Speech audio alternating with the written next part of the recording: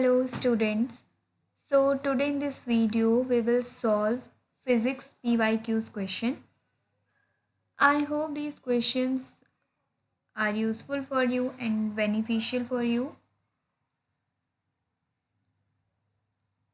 So our first question is the exchange particles responsible for nuclear weak interaction are.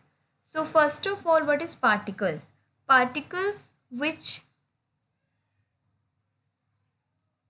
particles that means give symmetric combination.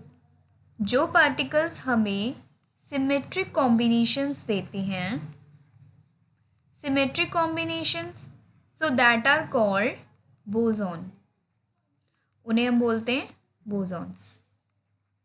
And opposite of it that means that particles which give antisymmetric combination, antisymmetric combination, so that are called fermions. So in this question हमसे पूछा गया है the exchange particles responsible for nuclear weak interaction, उन्हें हम क्या बोलते हैं. सी, जो वीक फोर्स होता है हमारे इलेक्ट्रॉन्स के बीच में, इलेक्ट्रॉन्स एंड न्यूट्रिनॉन्स.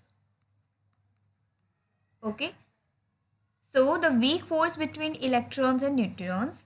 एंड यहाँ का जो आंसर है इसमें है W and Z bosons, because the W and Z bosons or particles are the massive exchange particles which are involved in the nuclear weak interaction. So B is the correct answer. Now next question is, if energy E, volume V and time T are taken as fundamental units, so the dimensional formula of the force will be. Okay, so इसमें क्या होगा, we will solve this question. Suppose F is equal, E value A ले लिया है, V की value हमने value of B and T is C. सो अभी हमें यहाँ पे A B C वैल्यू लेनी है because we don't know the values of E V and T. Now force that is MLT -2, ये फोर्स की डायमेंशनल फॉर्मूला होता है MLT raise to the power -2 and now ML2 T raise to the power 2, that is A, and L3 L cube and ये हमारा B हो गया है. हमने यहाँ पे क्या रखे, हमने यहाँ पे इनके डायमेंशनल फॉर्मूलाज रखे हैं एंड T के लिए हम रखेंगे T एंड इसकी पावर है C. ये एज इट इज़ होता है. नाउ वी विल हम क्या करेंगे, यहाँ पे जो M है N है और T है इनको एक साथ कर लेंगे. लाइक यहाँ पर जो M है वो हमारे पास एक ही है तो हम इसको M raise to the power A ही राइट करेंगे. नाउ L के जितनी भी पावर्स हैं हम उनको आपस में ऐड कर देंगे. यहाँ पर L की पावर 2 है. ओके, सो ये हमारे पास कितना हो जाएगा, L की पावर 2A, बिकॉज यहाँ पे बाहर हमारे पास होल में A है.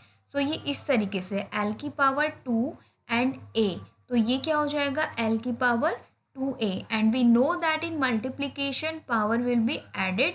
सो यहाँ पर क्या होगा, हमारे पास एक L की वैल्यू यहाँ पर है and the other value is this. So other value हमारे पास क्या है, L की पावर 3B, दैट मीन्स कि L की पावर 3B. तो मल्टीप्लीकेशन में बिकॉज ब्रैकेट के अंदर है ऑब्वियसली मल्टीप्लीकेशन में होगा, so that will B 2A + 3B. Okay, similarly यहाँ पे T के लिए हमारे पास कितना हो जाएगा, T की पावर यहाँ पे -2 है, सो it will B -2A and यहाँ पर हमारे पास T की पावर C है तो -2A + C. नाउ हम यहाँ पर वैल्यूज़ को कंपेयर करेंगे, यानी कि यहाँ पर जो ML T raise to the power -2 है, सो इस वैल्यू में और इस वैल्यू में हम कंपैरिजन करेंगे. तो फर्स्ट ऑफ ऑल यहाँ पर M कितना है, 1 है, तो यहाँ पर A की वैल्यू 1 हो गई. सो नाउ यहाँ पर L1 है और यहाँ पर L की पावर 2A + 1 है, तो हम यहाँ पे कंपेयर करेंगे 2A + 3B इक्वल टू 1। हमने क्या करा है, हमने यहाँ पे पावर को कंपेयर कर रहे हैं। पहले हमने m की पावर कंपेयर करी, सो m की पावर यहाँ पे a है और यहाँ पर कितनी है 1 है, सो a इक्वल टू 1। नाउ यहाँ पर इस वैल्यू में हमें क्या करना है, a की पावर रखनी है। a की पावर कितनी हो जाएगी हमारी 2 cross 1 plus 3b।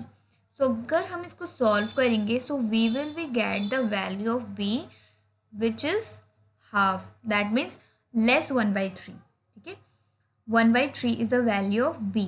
Now same as हमें c की वैल्यू कंपेयर करनी है, यानी कि -2a plus C is equal to -2। हमने क्या करा है यहाँ पे t की जो वैल्यू है उनको कंपेयर किया है, so c is equal to 0।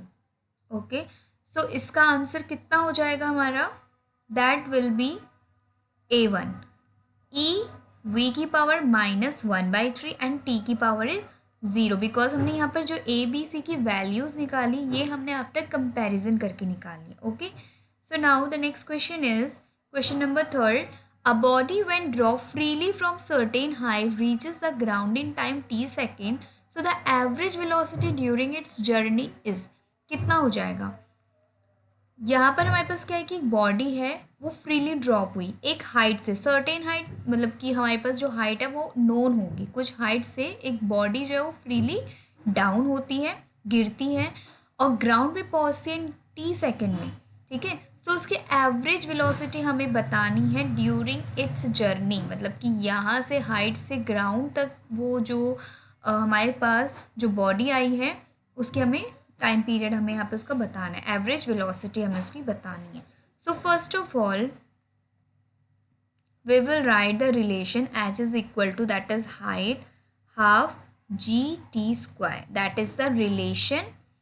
Okay, now we have to find the average velocity, so we will write in like this, average, and that is h by t. Okay, so average velocity is equal h by t. Now we have to put the value of h from the above equation, so that is 1/2 g t square and remaining में t as it is रहेगा। now हम इसे solve करेंगे, so it will be gt square, gt by 2 हमारा answer आ जाएगा। so इसका आंसर कितना हो जाएगा, option D is the correct answer. Now the next question is question number 4. Two blocks of mass 10 kg and 5 kg are connected with a light string which passing over an ideal pulley attached with a fixed smooth wedge. If the system is released from rest, then the acceleration of the block will be. So we have to find the acceleration. So what is the meaning of acceleration? Acceleration,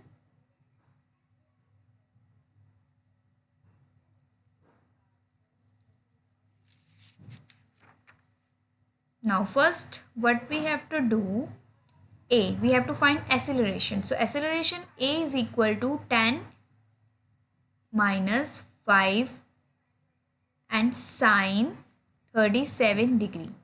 because हमने क्या करा है यहाँ पे, हमने यहाँ पे value रखी है जो कि हमारे पास था, एक 2 ब्लॉक्स हैं। ठीक है, एक का मास है 10 kg एंड दूसरे का मास है हमारे पास 5 kg। सो हमने एक रिलेशन में इसको रखा हुआ है और हम इसको नीचे क्या लिखेंगे, इसके 15। Okay, because a plus B. So हमारा जो एक्सेलरेशन होता है, एक्सेलरेशन होता है हमारा final velocity minus initial velocity.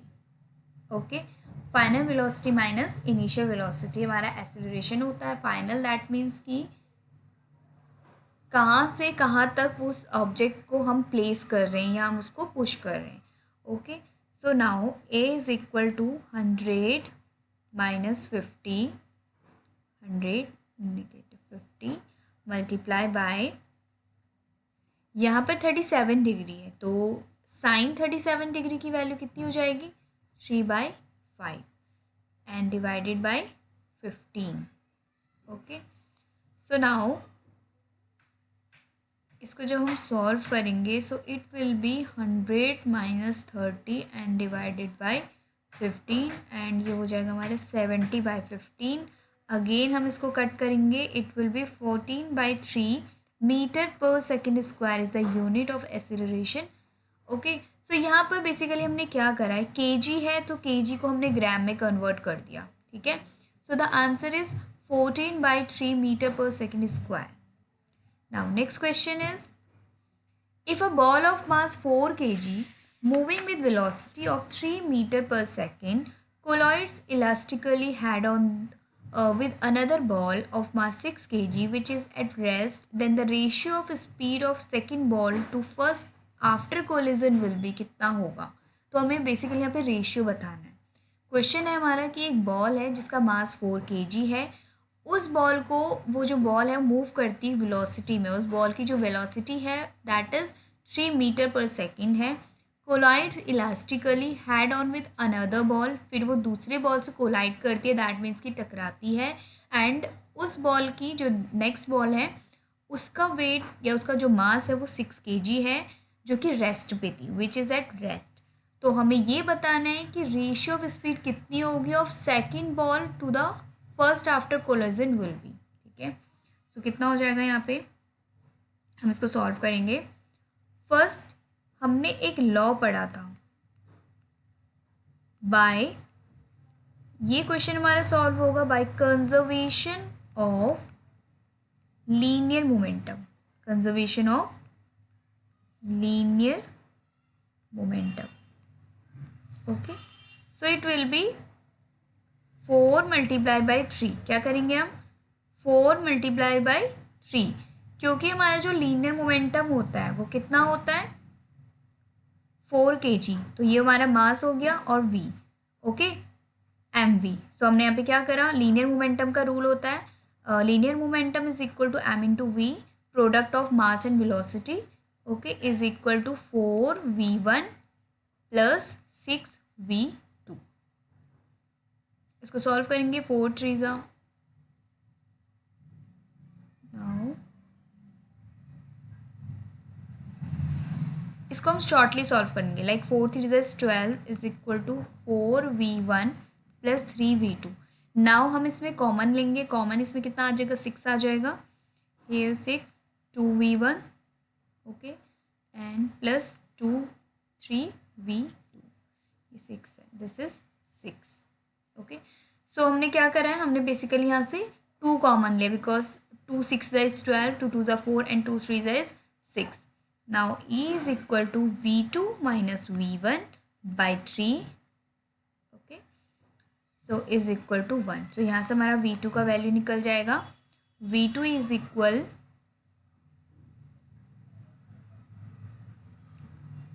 v2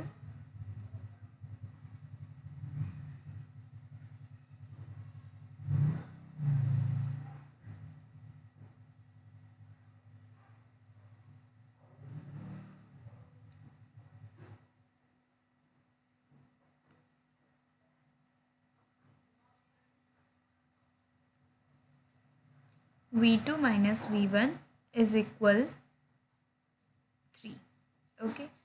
सो नाउ हम यहाँ पे क्या करेंगे, 2v2 minus 2v1 is equal to 6. So this is the equation number 1 and this is the equation number 2. Now after solving by equation 1 and 2, equation 1 and 2, so v2 is equal 12 by 5 meter per second and v1 is equal -3/5 metre per second. अब ये कैसे आया -3/5? सी, यहाँ पर से हमारी v2 की value निकल गई है, तो हम उस वैल्यू को कहाँ रखेंगे, इन दिस वैल्यू हम उसको रखेंगे। सो जब हम v2 माइनस v1 में v2 की वैल्यू रखेंगे, सो हमें -3/5 मिलेगा। एंड नाउ हमें v2 बाई v1 करना है, बिकॉज हमें रेशियो निकालना है। सो रेशियो में हमें क्या करना पड़ता है, डिवाइड करना पड़ता है। तो v2 की वैल्यू कितनी है हमारे पास 12/5 एंड v1 की वैल्यू हमारे पास है -3/5, ठीक है। So after solving this one, so हमारा जो आंसर आएगा वो 4:1 में आएगा। So the answer is 4:1। Now next question number 6 is A uniform chain of length L and mass M is lying on a table and 1/4 of its length is hanging vertically down over the edge of the table. एक uniform chain है, ठीक है, उसकी जो length है वो L है और मास उसका M है, उसको एक टेबल पे रखा गया है इस, और जो टेबल है एंड 1/4 ऑफ इट्स लेंथ, और जो उसकी 1/4 लेंथ है, ठीक है, उस चेन की 1/4 लेंथ वो वर्टिकली डाउन है, वर्टिकली लाइक दिस, ठीक है, डाउन है over the edge of the table. If g is the acceleration due to gravity, अगर जी जो है वहाँ पे एक्सिलरेशन ड्यू टू ग्रेविटी है, so the work required to pull the hanging part back on the table कितना होगा। So how we will solve this question. See W is equal m1g/L/8। Okay, तो ये कैसे सॉल्व करना है। m1 is equal to m/4, W is equal to mg/4 multiply L/8. We have put these values, so W is equal to mgl/32. That is option number B. Okay. Now the next question is question number 7. Two balls are thrown vertically. दो balls को vertically फेंका गया है, upward simultaneously, एक साथ फेंका गया उन्हें. So while they are in air, the acceleration of their center of mass कितना होगा, ठीक है, मतलब दोनों बॉल्स को एक साथ साइमल्टेनियसली एक साथ अपवर्ड डायरेक्शन में उनको क्या करा है, थ्रो किया, जब वो एयर में है, while in the air, so acceleration of the centre of mass कितना होगा। सो इसमें हम क्या करेंगे, so is equal to -mg। देखिए क्या हो रहा है कि हम जो बॉल है वो ग्राउंड से अपवर्ड की ओर फेंक रहे हैं, यानी कि यहाँ पर जो वैल्यू है वो निगेटिव में लेंगे, क्योंकि ग्रेविटी के अगेंस्ट हो रहा है, मतलब अपोजिट जा रहा है, ग्रेविटेशनल फोर्स डाउनवर्ड में लगता है, लेकिन हम क्या कर रहे हैं, अपवर्ड डायरेक्शन में उस बॉल को थ्रो कर रहे हैं, सो निगेटिव वैल्यू लेते हैं mg j, ठीक है, दो बॉल्स हैं तो हम दो वैल्यू लेंगे यहाँ पे, अगेन j, एंड यहाँ पे कितना हो जाएगा 2m। सो यहाँ पर जो बेसिकली जो वैल्यू होगी दैट इज g होगी। इसका मतलब है the acceleration of the centre of mass is equal to the acceleration due to gravity, यानी कि दोनों का क्या होगा, एक्सेलरेशन ड्यू टू ग्रेविटी जो होगी वो इक्वल होगी acceleration of the centre of मास के। हमेशा इस बात को ध्यान रखना, जब भी टू बॉल्स को वर्टिकली थ्रोन किया जाता है साइमल्टेनियसली, तो जो एयर में जो उनका एक्सेलरेशन जो होता है सेंटर ऑफ मास वो इक्वल होता है acceleration due to gravity. Okay, so now the next question is 8. We have two spheres, one of which is hollow and the other is solid. ठीक है, दो स्पेयर्स है, एक हॉलो है और एक सॉलिड है। They have identical mass end moment of inertia about it's tangent. The ratio of their radii is given by, कितना होगा। अगेन तो यहाँ पर हम एक रिलेशन यूज़ करेंगे, L1 is equal to 2/3 m/r1² plus m/r1²। So it will be, हम इसको सॉल्व करेंगे तो ये हमारा आ जाएगा 5/3 m/r1²। हमने इसका एलसीएम लिया, ठीक है, जैसे इसके नीचे तो 1 ले लेंगे, लाइक इस तरीके से हमने किया इसको, जैसे मैथ्स में करते हैं। नाउ अब L1 हो गया, हमें L2 लेंगे। L2 is equal to 2/5 m/r2² plus m/r2²। ठीक है, क्योंकि L2 ले रहे हैं तो R भी हम 2 लेंगे। सो L2 को जब हमने सॉल्व करा, सो इट विल बी 7/5 m/r2² हो जाएगा। ठीक है, नाउ हमें क्या करना है, रेशियो निकालना है। अगेन रेशियो में हम क्या करते हैं, डिवाइड कर देते हैं, तो हम इसको डिवाइड करेंगे 5/3, या तो हम क्या करते हैं L1 is equal to L2, then हम L1/L2, तो हमने पहले हम L1 की वैल्यू रख लेते हैं। ठीक है, L1 is 5/3 m/r1² is equal 7/2 m/r2²। Now हम क्या करेंगे, यहाँ पे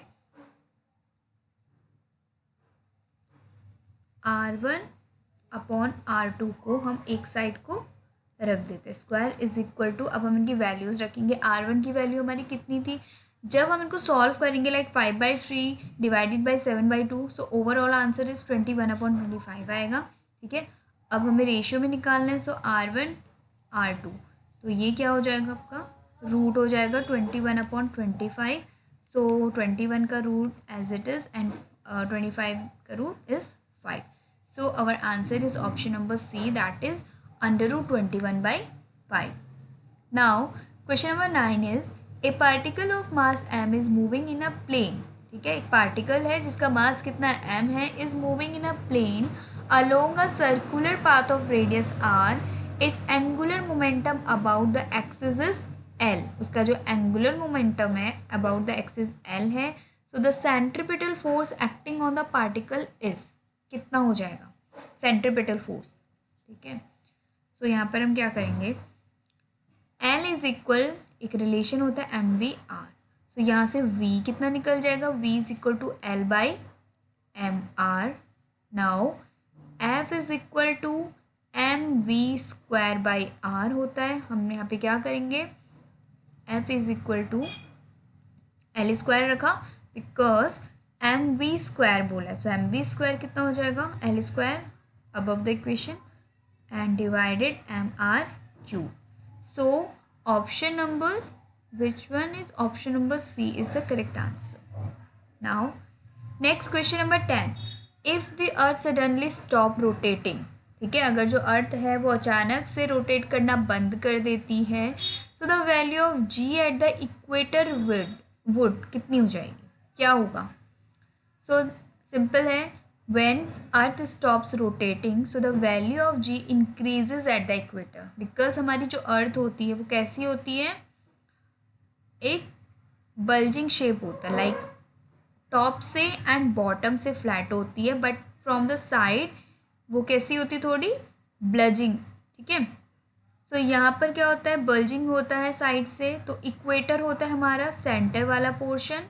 ठीक है, दिस इज़ द इक्वेटर. सो अगर जो हमारी अर्थ सडनली स्टॉप कर देती है रोटेटिंग करना, सो जो जी की वैल्यू होती है एट द इक्वेटर पे वो क्या हो जाती है, इंक्रीज हो जाती है. Okay, slightly increases. So the answer is B. Now question number 10 है हमारा, the equation y is equal to a cos 2ωt plus a sin 2ωt. ठीक है, एक तरफ हमारे पास a cos है और एक तरफ हमारे पास a sin है.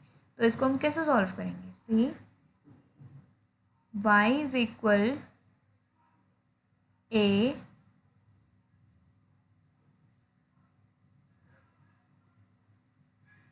cos square omega t plus a sin 2ωt. ठीक है,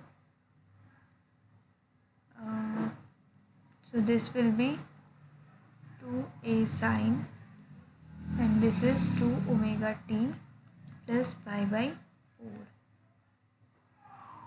सो इसका जो आंसर है वो आपका होगा SHM. Okay, now next question is a mass m attached to a spring oscillates with a time period 4s. if the mass is increased by 1 kg, then period increases by 1 second, its initial mass is. तो उसका initial mass कितना होगा. So the question number 12 है. सो यहाँ पर हम एक relation use करेंगे, t is equal to pi under root m/k. Okay, तो यहाँ पर हमें क्या करना है, T1/T2 करेंगे and is equal to m/m+1. T1 कितना हो जाएगा हमारे पास, 4 हो जाएगा एंड T2 हमारे पास कितना हो जाएगा, 5 हो जाएगा, इज इक्वल टू m/m+1. सो यहाँ पर स्क्वायर रूट है तो हम इस स्क्वायर रूट को यहाँ दे देंगे, that will be 4² and this will be 5². So is equal to m/m+1. So 4² is 16, 5² is 25. So is equal to m/m+1. तो इसको हम क्या करेंगे,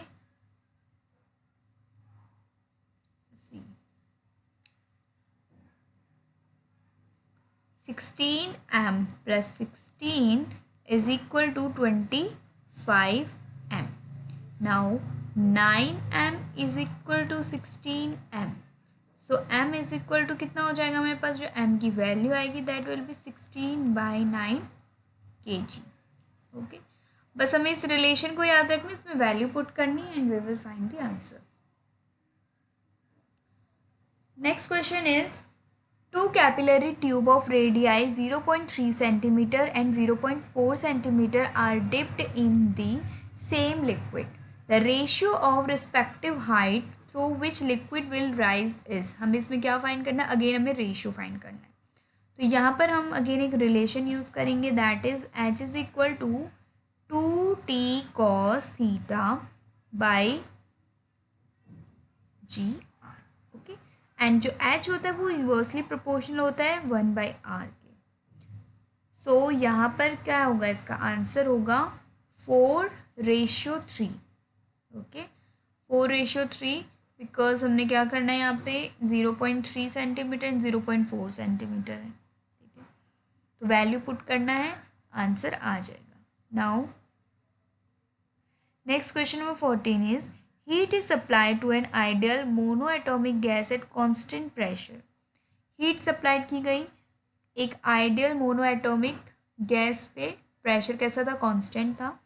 so the ratio of del Q, del U and del W is कितना हो जाएगा. so यहाँ पर हम क्या करेंगे, del Q ratio del U ratio del W is equal gamma upon gamma minus 1 ratio 1 upon gamma minus 1 and this is ratio 1. Okay, तो यहाँ पर हम रख देंगे, ये वैल्यूज़ होती हैं 5/2 रेशियो 3/2. ठीक है, थर्मोडाइनमिक्स में हमने पढ़ा है इन रेशियो, इनकी वैल्यूज़ पढ़ी हमने. सो बस वैल्यूज़ याद होनी चाहिए and this is 1. After solving this कितना हो जाएगा, 5:3 and 2. So this is the answer, option A. Next question number 15. The bulk modulus of spherical object is B. If it is subjected to uniform pressure P, the fractional decrease in surface area is कितना होगा. ठीक है, यानी कि हमें इसमें क्या बताना है, fractional decrease in surface area. So relation is B is equal to P/del V upon V. तो यहाँ से del V upon V equal to हो जाएगा हमारा P/B हो जाएगा. ठीक है, वैल्यू हमने यहाँ पे del V अपॉन V की निकाल ली है. सो अब हम यहाँ पे क्या करेंगे, V की वैल्यू रखेंगे that is 4/3 πr3.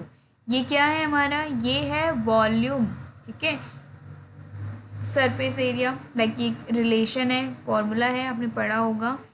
Now del V upon V में हम क्या करेंगे, V की वैल्यू रख देंगे. सो it will B 3 del R/r after solving and del A का हो जाएगा, del A अपॉन A हो जाएगा similarly 2 del R upon R. Then del V upon V अगर हम करते हैं सो 3/2, हम दोनों को क्या कर देंगे, रेशियो निकालना है. सो दोनों को डिवाइड कर देंगे.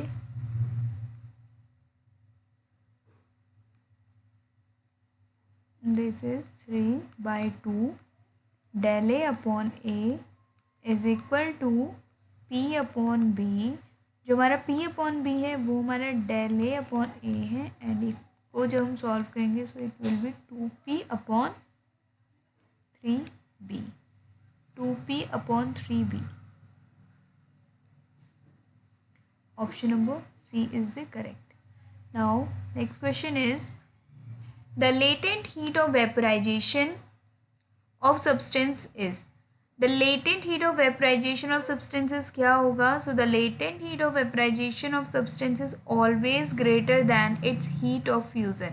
ठीक है, क्या होता है, हमेशा ग्रेटर होता है, greater than its latent heat of fusion. So ये पॉइंट आपने याद रखना है. Now next question number 17 is a string of linear density 0.4 kg per meter is stretched with a force of 1000 Newton. A transverse wave is set up along it. So the speed of wave is कितनी होगी? So again we will use this relation, that is v is equal to under root t by mu, and t कितना है यहाँ पे 1000 and mu is 0.4. After solving this we will get the answer 50 meter per second. Option number D is the correct. Now the next question is question number 18. A pipe open at both ends produces a note of fundamental frequency V1. When the pipe is kept with 1/3 of its length in water, it produces a note of frequency V2. The value of V1 by V2 is कितनी हो जाएगी? So again V1 is equal to V by 2L. V by 2L. And V2 is equal to V by 4 multiplied by V1, that is 2L upon 3. So 3 by 4 multiplied by V upon 2L. Now V1 upon V2 is equal to 4 by 3. जब इसको solve करेंगे, so A is the correct answer. Now next one question is 19. A set of 16 turning forks are so arranged that each produce 4 beats with the previous one. Okay, if the frequency of last turning fork is double that of first, so the frequency of third tuning fork is कितना हो जाएगा? So इसमें हम करेंगे f plus 4 and f plus 8 dot f plus 15 cross 4 because 4 beats are there. So now f plus 15 cross 4 is equal to f. So f is equal to 60. Frequency of third tuning fork अगर हमें निकालनी है, third tuning fork that is 60 plus 8. Okay, third में निकालना है, so 60 plus 8, so it will be 68 hertz. A. Now next question number 20 is, if Q1 plus Q2 is equal to 3Q, then the value of the Q1 by Q for which the force of repulsion between Q1 and Q2 is maximum is, क्या होगा इसमें? Basically for force between Q1 and Q2 is maximum, ठीक है, is maximum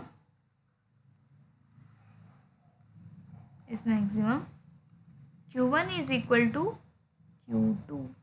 Okay, for force between Q1 and Q2 is maximum, Q1 equal होना चाहिए Q2 के, so it will 2Q1 is equal to 3Q. Okay, now Q1 by Q हमें निकालने, so it will be 3 by 2. That one, B1 is the correct. Now next question number 21 is, a cube of a side A has charge Q at two diagonally opposite vertices as shown in the figure. The net electric potential at the center of the cube will be. So in this we will use the relation V is equal to Q upon 4 by 4 Q by 4 pi epsilon naught R multiplied by 2. We will use this relation for this, and we will get R is equal under root 3A by 2. So V is equal to Q by under root 3 pi epsilon naught A. That is option number B. Now next question number, okay, so 22. Ohm's law is valid. Ohm's law कब valid होता है? Ohm's law is valid if I depends on V. Okay, if I depends on V linearly. So option number D is the correct answer. Now next question is, a battery of EMF 20 volt is connected to the resistance as shown in figure. The potential at the point C will be, यानी कि हमें कहाँ पे बताना है potential, इस point पर बताना है. सो यहाँ पर हमारे पास एक फिगर है. यहाँ पे जो बैटरी है वो कितनी है, 20 वोल्ट की बैटरी यहाँ पे लगी है, जो कि कनेक्ट एक रेजिस्टेंस से कनेक्टेड है. ठीक है, और यहाँ पर हमारे पास क्या है, बैटरी है. नाउ इसको हमने क्या बताना है, इसमें पोटेंशियल बताना है पॉइंट सी पर. First we will find R is equal 3 plus, देखो सीरीज में है, that is 4 cross 4 upon 4 plus 4. ठीक है, सो कितना आ जाएगा हमारा, ये आ गया हमारा 5 ओम. सिमिलरली हम आई निकालेंगे, आई इक्वल वी आर होता है, सो वी एफ, तो यहाँ पर हम आर की वैल्यू रख देंगे, वी इज़ 20 एंड आर हमारा अभी जस्ट 5 आया, तो it will be 4 ampere. Now we have to find the potential at point C. V C is equal to 20 less 3 multiplied by 4, so it will be 8 volt. Okay, that is option number B. Now 24. A long solenoid has 1000 turns per meter length of solenoid. A current of 3.2 ampere flow through it. So the magnetic induction at the end of solenoid is कितना होगा. Okay, so first of all Bn is equal mu naught NL by 2. Okay, now it will be 4 pi cross 10 raised to the power 7. N is, that means number of turns is 1000 multiply L, that is 3.2. Now divided whole values by 2, we will get 2 cross 10 raised to the power minus 3t, that is option number A is the correct. Now the next question is question number 25. The relative permeability mu r of a substance is related to its susceptibility acts as, so it will be mu r is equal 1 plus, so this is the correct answer, option B. Now next question is question number 26. A 0.2 long conductor carrying a current of 20 ampere is held perpendicular to magnetic field of 2.5 mt. So the mechanical power required to move the conductor with speed 2 meter per second perpendicular to length and field is, कितना हो जाएगा. So in this question, first of all we will do induced EMF, electromotive force, E minus B V L. Okay, and mechanical power required, short में मैंने लिख दिया mechanical power required is equal E L. Okay, so ये कितना हो जाएगा, B V L L. Now values put करेंगे, 2.5 multiply by 2 multiply by 0.2 multiply by 20 cross 10 raised to the power 3. After solving these all values, we will get 20 MW. That is option number A. Now 27 is, a circuit is made up of resistance 3 ohm and inductance 0.01 H. An alternating EMF of 100 volt at 50 Hz is connected. Then the phase difference between the current and the EMF in the circuit is, so phi is equal tan inverse XL by R. So this is also a relation. So XL is equal 2 pi FL. Okay, now 2 pi multiply by 50 cross 0.01 is equal to कितना आ जाएगा, this will be pi. So answer is phi equal to tan inverse pi by 3. कौन सा option हो जाएगा, option number B. Now the next question is 28. A ray of light strikes a silver surface as shown inclined to another one, then the net deviation of the reflected ray will be कितनी हो जाएगी. Okay, so यहाँ पर हम क्या करेंगे, that is is equal to 180 degree minus 2i. Angle of incidence is 0 degree. and this will be 180 minus 2 cross 0. Okay, so it will be 180 degree, that means straight. Now next question is 29. Magnification at least distance of distinct vision by simple microscope having focal length 2.5 centimetre is कितना होगा? ठीक है, तो यहाँ पर हम use करेंगे formula microscope. So m is equal 1 plus d by F. ये फॉर्मूला होता है as you know that. So now again we will put the value 1 plus 25 बाई 5/2 and is equal to 11. Okay, so option number B. Now next question, the angle between the plane of vibration and plane of polarization is, so E is equal to NH. okay, no, not this one. Angle बताना है हमें इसमें simply. सो इसमें जो angle होगा, the angle between the plane of vibration and the plane of polarisation is always कितना होता है? इज ऑलवेज 90 डिग्री होता है. ठीक है, 90 degree. Now these are the questions. Okay, I hope ये सभी क्वेश्चंस आपको अच्छे से समझ में आए होंगे एंड ये क्वेश्चंस आपके लिए काफ़ी यूज़फुल रहेंगे. तो इन क्वेश्चंस की आपको प्रैक्टिस करनी है. Thank you.